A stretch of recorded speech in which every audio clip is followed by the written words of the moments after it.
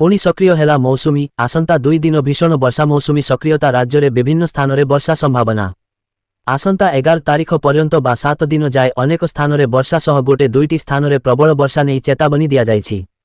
आगामी 24 घंटा रे सारा राज्य में वर्षा संभावना।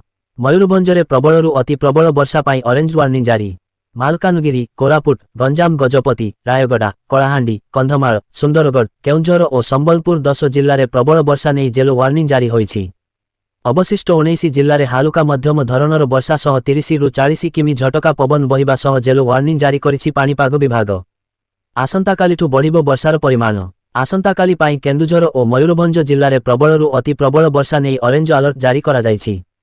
मालकानगिरी, रायगड़ा, गजपति, गंजाम, कोरापुट, कंधमाल, कलाहांडी, नवरंगपुर, नुआपड़ा, भद्रक, बालेश्वर, जाजपुर, ढेंकानाल, अनुगुल, देवगढ़ और सुंदरगढ़ एही 16 जिले में प्रबल वर्षा को नहीं येलो वार्निंग जारी करिछि पाणीपाग विभाग। गत 24 घंटा रे अनुगुल तालचेर रे सर्वाधिक 80 मिलीमीटर वर्षा रेकर्ड करा जायछि। सरकार कले बड़ घोषणा, बन्या पीड़ितों पाई 110 कोटी टंका सहायता। डीबीटी माध्यम पहुंचब अर्थराज्यर विभिन्न अंचल में बन्या जोगु होइथिबा क्षयक्षतिर भरणा पाई ओडिशा सरकार बड़ घोषणा करिसंती। बन्या प्रभावित जिला पाई मोट 110 कोटी टंकार सहायता मंजूर करिसंती। एही सहायता राशि डायरेक्ट बेनिफिट ट्रांसफर माध्यम सीधासलख हिताधिकारी बैंक खाता को पठाइब। बन्या सर्वाधिक क्षतिग्रस्त बालेश्वर, भद्रक और जाजपुर जिला को सबुठारु अधिक अर्थ बराद करा जायछि। बालेश्वर जिला पाई 22.03 कोटी टंका, जाजपुर पाई 20 कोटी टंका एवं भद्रक पाई 12 कोटी टंका मंजूर होईछि। एहा छड़ा जगतसिंहपुर को 18 कोटी, केन्दुझर को 11 कोटी, संबलपुर को 56 कोटी, केन्द्रापड़ा को 5.04 कोटी एवं मयूरभंज को 5.02 कोटी टंका प्रदान करा जायछि। सेहीपरि खोर्धा, सुवर्णपुर, बौद्ध, बलांगीर, ढेंकानाल, बरगढ़, कलाहांडी, नुआपड़ा, कंधमाल, कटक, कोरापुट, मालकानगिरी, रायगड़ा और सुंदरगढ़ जिला को मध्य सहायता राशि मंजूर करा जायछि।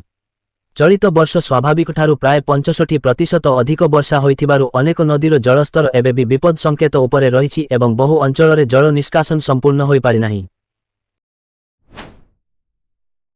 पाठ्य पुस्तक त्रुटि, सीएम रे बैठक बही त्रुटि को नहीं गुरुत्वपूर्ण बैठक।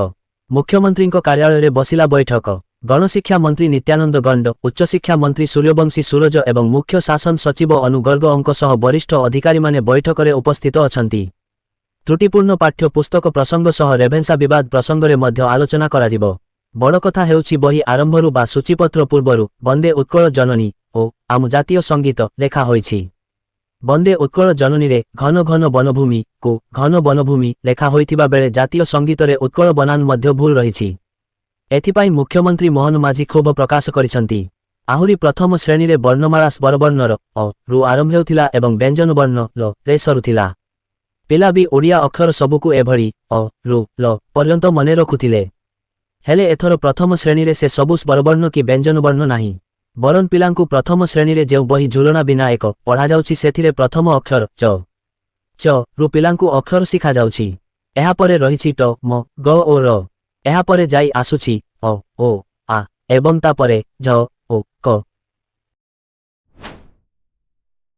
चांदीपुरु अग्निबिनाचारी रहेला सफल परीक्षण, मजबूत हेला भारतर प्रतिरक्षा शक्ति। ओडिशार चांदीपुर स्थित इंटीग्रेटेड टेस्ट रेंजरु मध्यम दूरगामी बालिस्टिक क्षेपणास्त्र अग्निबिनाचारी र सफल परीक्षण करिछि।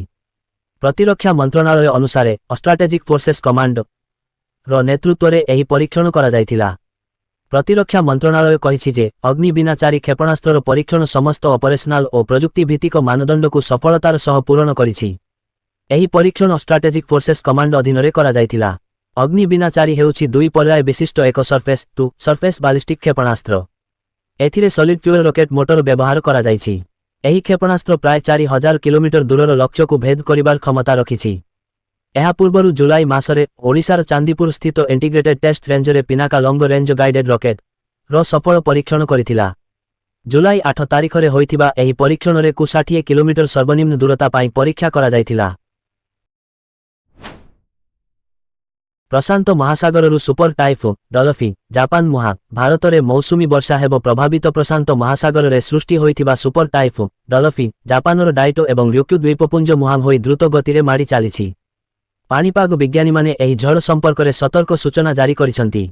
ପାଣିପାଗ ବିଜ୍ଞାନୀମାନଙ୍କ ଅନୁସାରେ ଏହି ଝଡ଼ ଭାରତ ପାଇଁ ସିଧାସଳଖ ବିପଦ ସୃଷ୍ଟି କରୁନାହିଁ, କିନ୍ତୁ ଏହାର ପ୍ରଭାବ ନିଶ୍ଚିତ ଭାବରେ ଦୃଶ୍ୟମାନ ହେବ। ରିପୋର୍ଟ ଅନୁସାରେ ଟାଇଫୁନ୍ ଡଲଫିନ୍ ବର୍ତ୍ତମାନ ମିନାମିଡାଇଟ ଦ୍ୱୀପରୁ ପ୍ରାୟ 540 କିଲୋମିଟର ଦୂରରେ ଅଛି ଏବଂ ଘଣ୍ଟା ପ୍ରତି 17 କିଲୋମିଟର ବେଗରେ ଆଗକୁ ବଢ଼ୁଛି। ରିପୋର୍ଟ ଅନୁଯାୟୀ ଏହାର ପ୍ରଭାବରେ ପବନ ଘଣ୍ଟା ପ୍ରତି 175 କିଲୋମିଟର ବେଗରେ ବହିବ। ସ୍ଥଳ ବିଶେଷରେ ପବନର ବେଗ ଘଣ୍ଟା ପ୍ରତି 210 କିଲୋମିଟର ପର୍ଯ୍ୟନ୍ତ ମଧ୍ୟ ହୋଇପାରେ।